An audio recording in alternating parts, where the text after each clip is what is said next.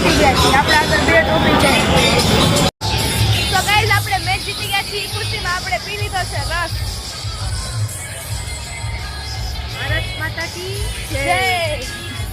તો ગાઈઝ હવે finally match પતી ગયો છે એન્ડ હવે થઈ છે ઘરે એન્ડ અમને બહુ એટલે બહુ ખુશી ફીલ થાય છે કેમ કે ઇન્ડિયા મેચ જીતી ગયું છે. હવે આપણી પાસે છે 2 ટ્રોફી.